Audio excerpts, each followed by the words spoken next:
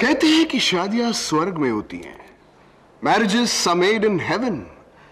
तो फिर धरती पर क्या होता है? क्या कहा आपने? तलाक, डिवोर्स? जी हाँ, बिल्कुल सही फरमाया आपने। साथ साथ हमारी शादी का गारंटी पीरियड खत्म हो गया। शादी से पहले आदमी थे, अब मशीन बन गए, और मशीनों की क्या गारंटी? तो जनाब, हमारी कहानी वहां शुरू होती है जहां दूसरी कहानियां खत्म हो जाती हैं।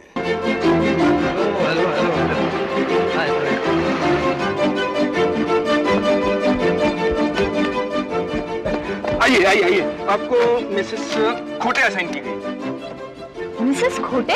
यहाँ की जानी मानी मैरिज काउंसलर हैं, आपका काम हो जाएगा। मैं गया काम से। लेडी काउंसलर, अगर उसने मीरा की साइड ले ली तो तलाक देने से इनकार कर देगी। ये मैरिज काउंसलर बहुत कोशिश करेंगी, लेकिन आप टस से मस मत होइएगा। मुझे नहीं लगता इस केस का फैसला आज हो सकता है। क्या मतलब? कल फिर आना पड़ेगा? जी नहीं, 1 साल बाद। और इस 1 साल में भी हम आपके रिश्ते को हर मोड़ पर चेक करते रहेंगे और फिर तय करेंगे कि ये तलाक जरूरी है या नहीं। जरूरी है? आपका ये 1 साल कल से शुरू होगा या आज ही से? Your time starts now. जा रे जा दिल रुबा जा रे जा, जा रे जा दिल रुबा जा रे जा। तेरी राहें अलग मेरी राहें अलग, तेरी राहें अलग मेरी राहें अलग, अब है दोनों की मंजिल जुदा। अलविदा डार्लिंग अलविदा, अलविदा डार्लिंग अलविदा।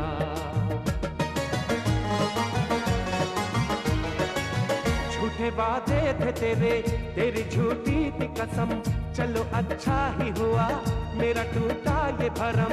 खूब तूने दिया प्यार का ये सिला, खूब तूने दिया प्यार का ये सिला, मुझको आखिर ये कहना पड़ा।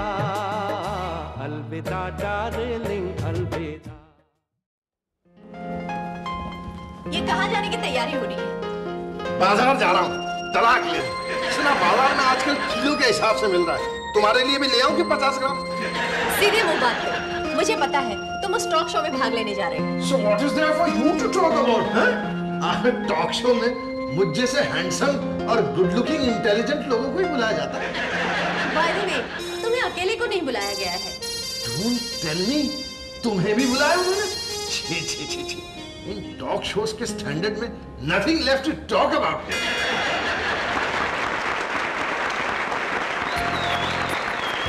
Welcome to the Aamne Samne show. मैं विप्रा जाफरी आप सबका स्वागत करती हूँ। हमारे शो में हमेशा टॉपिक रहा है तनाव, संघर्ष, कॉन्फ्लिक्ट, झगड़े, और आज का हमारा टॉपिक है कयामत से कयामत तक, यानी शादी से तलाक तक। क्या आपने कभी सोचा कि एडम और ईव ने एक तलाक क्यों नहीं लिया? उन्होंने शादी ही नहीं की थी। That's right, क्योंकि शादी एक लकड़ी का ऐसा लड्डू है, जो खाए वो पछताए, जो ना खाए वो पछताए। मैन एंड वुमन, जाए तो कहाँ जाए। आज एक ऐसे ही लकड़ी के लड्डू खाए पछताए पति पत्नी हमारे शो में आए हैं। Welcome Rahul Sayal and Mrs Sayal. Only Meera please, सिर्फ मीरा। वैसे भी ये इस लायक नहीं है कि मेरा नाम ये इस्तेमाल करें। देखा, यही है इनका रिश्ता, इन्हें चाहिए तलाक।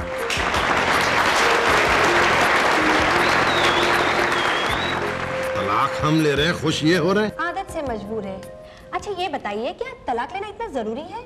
उतना ही जरूरी जितना सांस लेने के लिए ऑक्सीजन। ओह, लेकिन गलती किसकी है? इनकी। ये आप कैसे कह सकती है? आपको पता है, जब डिवोर्स के पेपर फाइल करने हम पहली बार फैमिली कोर्ट में गए थे तब क्या हुआ? भाई 4 बज चुके हैं, जल्दी कीजिए, मैं लेट नहीं होना चाहता। शुक्र है जिंदगी में पहली बार वक्त का एहसास तो हुआ। पहले तो इतने लेट होते थे कि जिनकी शादी में जाना हो हनीमून करके वापस आते थे, लेकिन जनाब तैयार नहीं होते थे। हम लोग डिवोर्स सेटलमेंट करने जा रहे हैं, किसी पार्टी में नहीं जा रहे। पिछली बार पार्टी में कब गए थे मुझे तो याद भी नहीं। तुम तो शादी तक भुलाने जा रही हो, पार्टी वाला क्यों याद रखोगे? So let's part. अब इसकी क्या जरूरत है? क्यों? आज के दिन की अहमियत जानकर पहना है मैंने इसे। पुराना हो चुका है। हाँ, 7 साल पुरानी बीवी हूं ना मैं। मम्मी पापा कुट्टी है ना? हाँ, जैसे हम दिवाली पे कुट्टी थे जब तुमने मेरे पटाखे चुराए थे और हम दोनों दोस्ती करके बातें करने लगे। हाँ, पर मम्मी पापा बहुत दिनों से चुप है ना। वो लोग बड़े हैं ना, इसलिए उनको टाइम लगा है। पर हम बड़े होकर कभी ना लड़ेंगे। प्रॉमिस? प्रॉमिस। घबराओ मत बच्चों, आज के बाद हम दोनों कभी नहीं लड़ेंगे। और जज्बाती होकर बच्चों की वजह से फैसला मत बदल लेना। क्यों? डर लगता है ना मेरे नरम दिल से। मैं 5 बजे पहुंचूंगा, प्लीज लेट मत होना तुम। मैं वक्त से पहले पहुंचूंगी। मुझे तुमसे ज्यादा तलाक की जल्दी है। ऑफ कोर्स, शादी की भी तुम्ही को ज्यादा जल्दी थी। अच्छा एक बात बताइए, जब फैमिली कोर्ट के जज ने आपको कहा कि 1 साल के बाद आपको डिवोर्स मिलेगा, तब आपको कैसा लगा? ऐसा लगा जैसे कह रही हो कि है तो कैंसर, लेकिन 11 महीने के बाद छुटकारा मिल जाएगा। यानी कि कैंसर तुम और छुटकारा मैं। आपके इस झगड़े का बच्चों पे क्या असर होता है? बच्चे तो बेचारे हैं, आदत पड़ गई है उन्हें। So sad। इनकी वजह से एक बार बच्चों ने झूठ-मूठ बीमार होने का नाटक किया। अच्छा, ले जा। हाँ, मेरे पेट। अरे तुम लोग आ भी गए? हाँ, मेरा पेट। क्या हुआ बेटा, क्या हुआ इसको? इसके पेट में दर्द है। हाँ? और सर में भी। कब से? 2 घंटे से। अरे तो मुझे फोन क्यों नहीं किया? डैडी मम्मी को फोन लगाओ ना। अरे बेटा, मम्मी तो आती रहेगी, पहले डॉक्टर को बुलाते हैं। डॉक्टर को नहीं, मम्मी को। मेरा पेट। अच्छा तुम आ गए। मेरा पेट। क्या हुआ सुनो? इसके पेट में दर्द है। और सर पे भी। अरे बाप रे, क्या हुआ? मम्मी डैडी तुम दोनों मेरे साथ यहीं पे रहो ना। हाँ बेटा, 1 मिनट। ये क्या हुआ मेरे बच्चे को? तुमने मुझे स्टूडियो में फोन क्यों नहीं किया? अरे भाई, मैंने सोचा स्टूडियो में तुम बिजी रही होगी। राहुल, बच्चों से ज्यादा दुनिया में मेरे लिए कोई भी चीज नहीं है। अरे भाई, मैं तो आ ही गया था ना, फिर खामखा तुम्हें तकलीफ क्यों देता? तुम यही जताना चाहते हो ना कि मेरे बच्चों की देखभाल तुम मुझसे बेहतर कर सकते हो? मीरा, बच्चे सिर्फ तुम्हारे या सिर्फ मेरे नहीं हैं, हमारे हैं। तुमने डॉक्टर को फोन किया? वो ही करने की कोशिश कर रहा हूँ। देखा, आता तो है नहीं कुछ। झक मराना आता ना। Doctor, doctor. नहीं डॉक्टर नहीं, मुझे पेट में दर्द नहीं है मम्मी। मुझे लगता है बच्चों को होमवर्क नहीं करना है, इसलिए बीमारी का बहाना बना दिया। क्यों? नहीं मम्मी, हम डैडी और आपको। आप मुझे एक बात बताइए। एक क्या, हम तो 2 बता सकते हैं। दरअसल हम ये चाहते हैं कि हमारी वजह से इस शादी के मर्ज में मुब्तला लोगों को इतना जबरदस्त इंस्पिरेशन मिले कि जगह जगह नुक्कड़ नुक्कड़ पे ये सड़े हुए पान मसाले के स्टॉल बंद करके सरकार को तलाक के स्टॉल खोलने पड़े। Okay, I got your point. लेकिन एक बात पूछना चाहती हूँ कि ये छोटे मोटे झगड़े बुलाकर आप नए दिन की शुरुआत एक नए सिरे से क्यों नहीं करते? Forgive and forget? Forget it. I can forgive, but never forget. Never forget. एक बार इनकी याददाश्त चली गई थी, मुझे नानी याद दिला दी इन्होंने। अरे मीरा, मीरा क्या हुआ? अरे मीरा, देखिए, इनके सर पर चोट लगने से इनके दिमाग को गहरा सदमा पहुंचा है और ये अपने आप को 10 साल की बच्ची समझने लगी हैं। अच्छा uncle, good night. Good night. Uncle, आपकी शादी हुई है? हाँ भाई, हो ही गई है। तो फिर आपकी बीवी कहाँ है? आपको छोड़ के चली गई वो? बताइए ना अंकल। क्या? कैसी है वो? अच्छी खासी है भाई, बहुत अच्छी है, सिर्फ मुझसे लड़ती झगड़ती रहती है। क्यों? छोटी छोटी बातों में लड़ती है। पर मुझे तो तुम बहुत अच्छे लगते हो, फिर वो तुम्हें क्यों सताती है? मैं उसे मिलूंगी ना तो बहुत डांटूंगी। अच्छा। हाँ अंकल, सच कहूँ ना, मैं हूँ ना बड़ी होके आपसे ही शादी करने वाली हूँ। क्योंकि तुम बहुत स्वीट हो। अरे स्वीट तो तुम भी बहुत हो ना। सच बताओ ना, तुम क्यों मुझसे इतना लड़ती झगड़ती हो? मैं सोचता हूँ तुम जब ठीक थी और उस वक्त जो करती थी वो बचपना था, या अब जो कर रही हो वो बचपना है? समझ में नहीं आता मुझे। तुम्हें क्या लगता है? अरे क्या पूछ रहा हूँ मैं? क्या जिंदगी एक जुआ है? क्या इसी तरह शादी भी एक जुआ है? अरे मैडम, जुए में तो खिलाड़ी को कम से कम 50% चांस होता है ना जीतने का। शादी में तो मर्द 100% हारता है और औरत जो है 200% जीतती है। Oprah Winfrey ji. Excuse me, I am Vipra Jafri. I am sorry Vipra ji, देखिए ये शौहर लोग तो ऐसे होते हैं जो बुकी बनकर बीवी की जिंदगी को क्रिकेट मैच की तरह फिक्स करते हैं। अब रहने भी दो, तुम तो पहले ही हारा हुआ वनडे मैच हो। तुम पे दाव लगा के तुम्हें अपनी जवानी हार गया पूरी की पूरी। देखो राहुल, मेरा मुंह मत खुलवाओ। बता दो ऑडियंस को कि एक बार तुमने क्रिकेट पर जुआ खेला था और पुलिस तुम्हें गिरफ्तार करने वाली। Oh that's interesting. ये सब झूठ है, ये सब झूठ, ये सरासर झूठ बोल रही है। मैंने इतने साल तक इसकी सेवा की, कपिल देव की तरह मुझे फंसाने की कोशिश कर रहे हैं। ये सब झूठ बोल रही है। यह सच है। याद करो वो दिन जब तुमने बुकी को फोन किया था। इंडिया का 3 का भाव है। अच्छा, हाँ, नहीं, सवाल ही नहीं। बैंक लोन का कुछ फिक्स हुआ राहुल? नहीं, लेकिन टीम का फिक्स कर रहा हूँ। नहीं, आपसे नहीं कर रहा हूँ। आप एक काम करें, आप तो मेरा बांग्लादेश पे 2000 लगा दें। बैटिंग? हाँ, ये तो बड़ी जबरदस्त खबर है। बैटिंग का मतलब है कि 3.5 साल की कैद। अच्छा, 5000 रुपए जुर्माना। इंस्पेक्टर साहब, एक बात मेरी समझ में नहीं आती है कि अखबार में छपी एक छोटे से खबर के बिना पर आप मेरे क्लाइंट को इस तरह से हैरेस कर रहे हैं। आपके पास कोई सबूत भी नहीं है। राहुल की इस छोटी सी गलती को माफ कर दीजिएगा। अब मेरे पति जुआ नहीं खेलेंगे। मैं और वैन, आज तुम इस घर में हो इसी वैन की बदौलत। कहते हैं शादी 7 जन्मों का बंधन है। वो सब जन्म हो चुके, पिछले जन्म में और इस जन्म में मेरा इनका दर्द का रिश्ता रहा, और अब सर दर्द का। मेरा सर, इनका दर्द। अरे पिछले जन्म में तो इन्होंने मेरा सर फोड़ दिया था, धोबी की बच्ची कहीं की। और पिछले जन्म में तो ये चरवाहे थे, बेकार। बांसुरी बजाते बजाते मेरे जीवन की बैंड बजा दी। यानी इसका मतलब है आप दोनों को अपना पिछला जन्म याद है? तो जिसको इतनी डरावनी बीवी मिलेगी उसको तो हर जन्म का दुख याद रहेगा ना।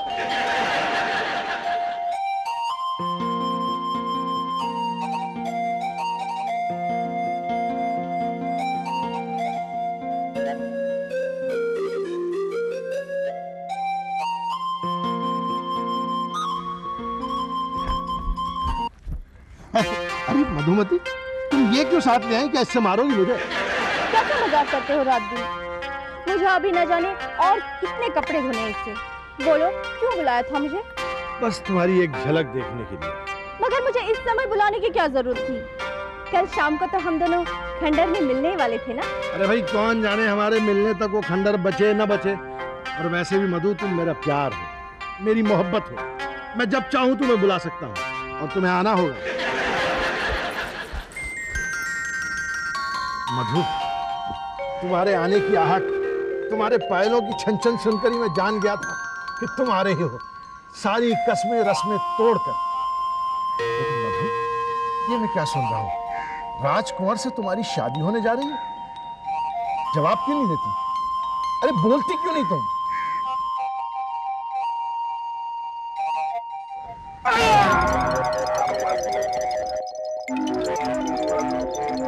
मधु, ये तुमने क्या किया? हाय दया, मोहन, मुझे लगता है राजकुमार से मेरी शादी कराने के लिए उन्होंने इनको मार डाला। मैं उन्हें कभी माफ नहीं करूंगी। मोहन, मेरी आत्मा पर, मेरे शरीर पर, मेरे कपड़ों पर और मेरे इस दुख पर सिर्फ तुम्हारा ही अधिकार है, सिर्फ तुम्हारा। और कोई मुझे छू भी नहीं सकता। मैं इस दुनिया में जीना नहीं चाहती। मैं आ रही हूँ मोहन। मैं तुम्हारी माँ को नहीं छोड़ूंगा। और मैं तुम्हारे बापू को नहीं छोड़ूंगी। अरे, कई जन्मों के बाद तुमने एक अकल की बात की है। देखो, पिछले जन्म में उन्होंने हमें अलग करके दुखी किया था, इस जन्म में हमें साथ रख के दुखी कर रहे हैं। इन बुड्ढा बुड्ढी का जन्मों से प्लान ही है हमें दुखी करने का। अरे बचाओ! अरे हमें हमारे बच्चों से बचाओ! रुक जाइए, बचाओ! रात को 3 बजे हमें मार डालेंगे। जाते कहाँ हैं?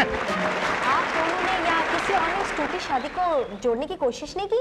बहुत लोगों ने, एक तो मेरे भुलक्कड़ पिताजी और इनकी भली मानस माताजी, दोनों इतनी जोर शोर से इतनी कमजोर कोशिशें करती हैं, ऐसा लगता है कोई कमजोर दल पार्लियामेंट में अपना गठबंधन करने की कोशिश कर रहा हो। कोर्ट की तरफ से हमें समझाने के लिए एक मैरिज काउंसलर आए थे, मिस्टर जोड़वाला। इन्होंने अपना शैतानी दिमाग चलाकर उस काउंसलर का क्या हाल किया था पता है? ये बताओ कि करना क्या है। तुम्हें सिर्फ 2 रुपए और 40 सड़े पैसों का इन्वेस्टमेंट करना है। तुम एक फोन करोगी मिस्टर जोड़वाला को और मैं एक फोन लगाऊंगा मिसेस जोड़वाला को। कहिए मीरा जी, क्या चल रहा है? बस आपकी मेहरबानी से सब ठीक चल रहा है। मिस्टर जोड़वाला, कल मैंने आपको घर पे फोन किया था, लेकिन आप शायद नहीं थे। नहीं था? अरे मैं बिल्कुल था। अरे भाई कल तो छुट्टी थी। कमाल है, मिसेस जोड़वाला ने बताया कि आप घर पे नहीं हैं। शायद उनको पता नहीं होगा। By the way, Mrs Jodwala is very cute. कह रही थी कि आप कभी घर पे आइएगा, फिर हम फिल्म देखने जाएंगे, शॉपिंग करेंगे। वैसे भी मिस्टर जोड़वाला बहुत बिजी रहते हैं, इसलिए बहुत दिनों से फिल्म देखना ही नहीं हुआ। क्या बात कर रही है? औरत को तो मैंने लास्ट वीक 3 फिल्म दिखाई भाई। इट्स ओके मिस्टर जोड़वाला, आप भूल गए होंगे। हाँ, वो कह रही थी कि आप बहुत भुलक्कड़ हैं। मैं भुलक्कड़ हूँ? क्या बात कर रही है भाई? My memory is my plus point. It's okay, it happens. लेकिन देखिए, मैंने आपको ये बताया, ये आप उनको नहीं बताना। Okay, promise? Bye bye. My wife मेरी मेरी हूँ।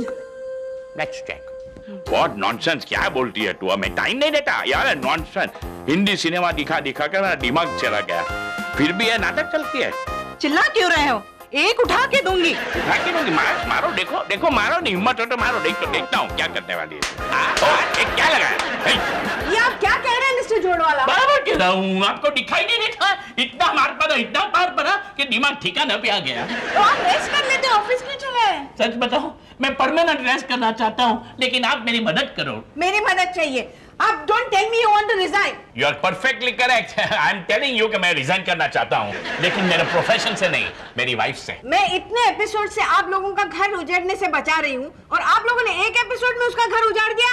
यही तो हम आपको बताना चाहते हैं योर ऑनर कि मुक्ति में कितनी ताकत है। ये धोखेबाज है। एक बार आनंद चाचा हमारे घर आए थे, तब पता है इन्होंने उनके साथ क्या खेल खेला। फिर भी देखो, मैं ऐसा कह रहा हूँ कि जब तक चाचा जी यहाँ हैं, तब तक अगर हम सुखी परिवार होने का नाटक करें तो ये वसीयत अब भी हमारे नाम हो सकती है। अच्छा क्या मतलब?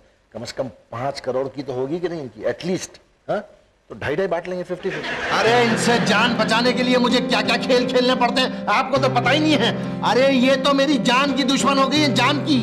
ये तो मुझे नींद में मारने के प्लान्स बनाते रहते हैं। और तुमने जो मेरी नींदें हराम कर रखी है उसका क्या? हेलो माया। हाँ जल्दी बोलो, क्या हुआ? मुबारक हो, तुम्हारा चमन उजड़ गया। सच? Thank you very much Rahul. वो सब ठीक है, लेकिन देखो मैंने अपना काम कर दिया। अब तुम्हें अपना डील याद है ना? हाँ पता है। अच्छा ये बताओ, कल वो तुम्हारी बीवी कहाँ शूटिंग कर रही है? वो सुबह 11 बजे गैलेक्सी स्टूडियो पर है, वहाँ उसकी शूटिंग है। उसकी शूटिंग शुरू होने से पहले मैं अपनी शूटिंग शुरू करूंगी। बाहर आओ, मैं तुम्हें दिखाती हूँ। अरे बाहर क्या, यही दिखाओ अंदर, ये अंदर का मामला है, बाहर दिखाई दीजिए। ये है शादीशुदा जीवन की कभी ना खत्म होने वाली खट्टी मीठी नोक झोंक की शुरुआत। पहले प्यार, फिर शादी और फिर तलाक। आने वाले कई महीनों में ये दोनों लड़ते झगड़ते तलाक की कोशिशें करते ही रहेंगे। क्या ये दोनों वाकई प्यार करते करते अलग हो जाएंगे या लड़ते लड़ते साथ ही रहेंगे? क्या होगा इनके माँ बाप, बच्चे और परिवार वालों का? ये एक ऐसी अंताक्षरी है जिसका कोई अंत नहीं। ये एक ऐसा टॉक शो है जो युगों से चला आ रहा है लगातार। लेकिन क्या वाकई कोई मर्द औरत को कह पाएगा या औरत मर्द को कह पाएगी अलविदा डार्लिंग?